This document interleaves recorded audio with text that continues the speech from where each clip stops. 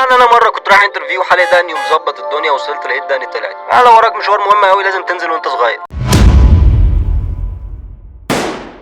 فاكر آخر مرة لما صاحبك عزمنا في البلد عند أهله؟ الفطير المشلتت بتاعهم كانت ريحته فظيعة، ولا الفطار بتاع يوم الجمعة؟ انت هتقولي لي على الفطار الجميل والفطير المشلتت، الفطار اللي بيجيب قولون ده اقصد الفطار اللي طعمه تحفة ده. بس ما تنكرش إن طعمه جنان. تصحي كده على صوت العصافير، تشمي هوا نضيف، اما هنا عوادم سيارات. بقول لك ايه، بالمناسبة كده ما تيجي نعمل ماتش ما بين الريف والمدينة؟ تصدق فكرة حلوة بجد ما جاتش على بالي. بس قبل ما نبدأ، اللي بيحب الريف وبيحب الفطير المشلتت يدوس لايك، واللي بيحب المدينة وعمره ما راح الريف يعمل كومنت، والاتنين بقى يشتركوا في القناة ويفعلوا زر الجرس، عشان احنا بنطلع رحلات للريف والمدينة كل يوم خميس وجمعة.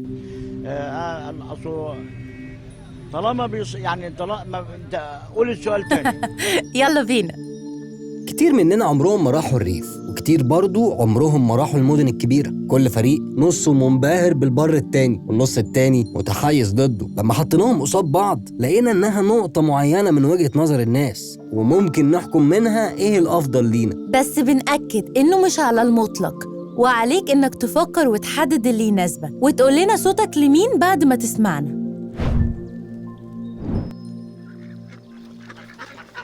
اول حاجة البراح. راح البراح مطرح ما راح، وسابنا للجراح مزنوقين في المدينة وسط الصياح. ما عادتش المدن زي الأفلام الأبيض وأسود، ولا الشوارع فاضية ولا الناس رايقة، تحس إنها خناقة ساعة المروح، محدش طايق حد. أما في الريف لسه شوية ناس أهدى، الدنيا أوسع. زي ما في فريق شايف إن ده أحلى، في ناس شايفة إنه فراغ وملل. إحنا شايفينها ميزة، ربنا يديمها نعمة على أهل الريف. يبقى كده الريف 1، المدينة 0.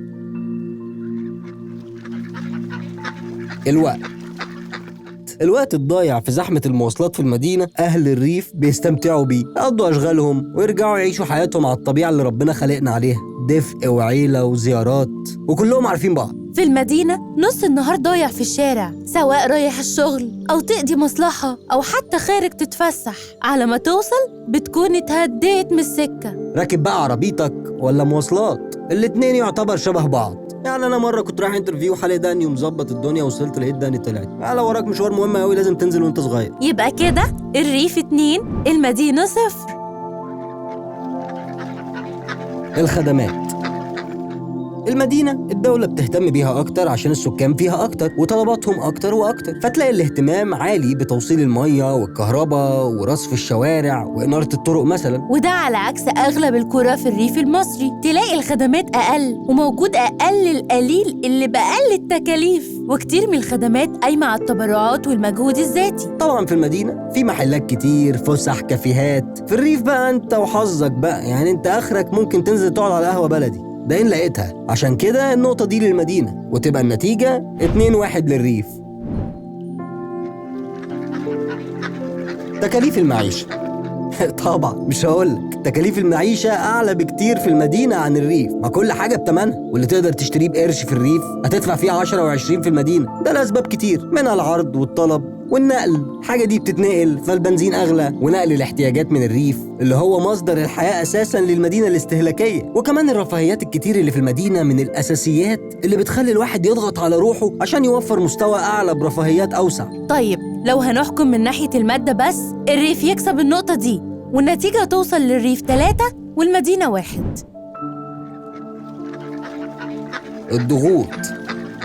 لو هنحكم بقى من ناحية الضغوط اللي بتخلي أهل المدينة بيجروا ورا متطلبات الرفاهية الأساسية والوجاهة الاجتماعية، فهنلاقي أهل المدينة يا حرام مساكين، ضغط وسكر وأمراض وقلب وكتير. أهلنا قالوها زمان، محلها عيشة الفلاح، متهني البال ومرتاح، شعب حقود بطبعه. هو طبعا مش مرتاح قوي يعني، بدليل إن نسب الهجرة من الريف للمدينة بتزيد، وقليل قوي لما تلاقي حد مش عاوز يخرج من جلده. بس على العموم يعني الحياة مش فارضة نفسها، مش عارف يقف ياخد نفسه زي الناس اللي في المدينة، فهندي النقطة دي للريف، وتبقى النتيجة الريف 4 المدينة 1. التعليم والصحة. أهل المدينة حاسين بإنهم بشر ولا كل المبشورين. وكان بشر ولا كل المبشورين. طبعا الاهتمام بالمدارس والمستشفيات أعلى بكتير، وفي فرص متعددة وأماكن مختلفة بمختلف الأسعار. لكن الريف يا عيني هي الوحدة الصحية، ولو كان حد من أهل القرية دكتور كل بيروح له على كل حاجة، وبعدين بقى يتشحططوا عشانه، يروحوا له أقرب مدينة لو احتاجوا مستشفى. وطبعا المدارس على الله حكايتها وربك كريم. طبعا هنا نقطة للمدينة، ونلاقي النتيجة بقت 4-2. الخصوصية والتداخل. في المدينة كل واحد في حاله وطور مربوط في ساقيته. لو انت قاعد في بيتك وسمعت حد بيتخانق تحت محدش هينزل يحوش، ممكن جار ما يعرفش اسم جاره اساسا. اما في القرى الناس عارفة بعضها بالاسم، ومين ابن مين ومين ابن عم مين وبيشتغل ايه وبيدخل كام في الشهر وعنده ارض ايه وعنده ايه ودخل الحمام امتى وبيعمل حمام كام مرة. كمان واحد، كمان واحدة والنبي يا ريس. كفاية بقى، ده كمان واحد. كفاية بقى، ده كمان واحد.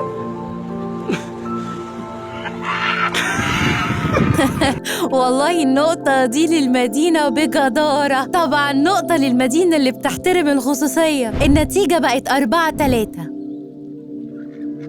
الترابط. زي ما التداخل والخصوصية ليها مزايا فليها عيوب، فالريف يكسب في الترابط. حتى اسمها جدعانة ولاد البلد. مش محتاجين موائد رحمن في رمضان اللي مالية شوارع المدن، ده لأن الناس عشان عارفة بعض كويس قوي، محدش فعلا بيبات من غير عشاء. نقطة للريف ويرجع الفرق نقطتين، 5-3 للريف. أماكن السهر. ترابط الريف بيخلي السهر أغلبه في الزيارات العائلية أو القهوة، طبعا خروجة ذكورية بحتة والستات في البيت. لكن في المدينة حدث ولا حرج عن عدد الأماكن والأوتيلات والمطاعم والفسح، سينمات بقى، مسرحيات، أو حتى مجرد تمشية على النيل. تخرج بالليل تسهر للفجر، سواء بقى رجالة ستات مش هتفرق. بصراحة عندك حق، المدينة تكسب وتبقى النتيجة 5-4. فرص العمل.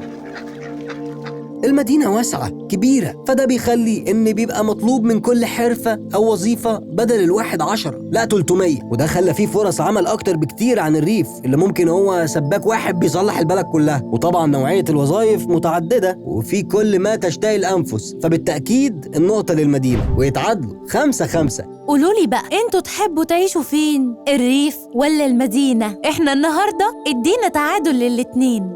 بس يا ترى صوتك انت لمين؟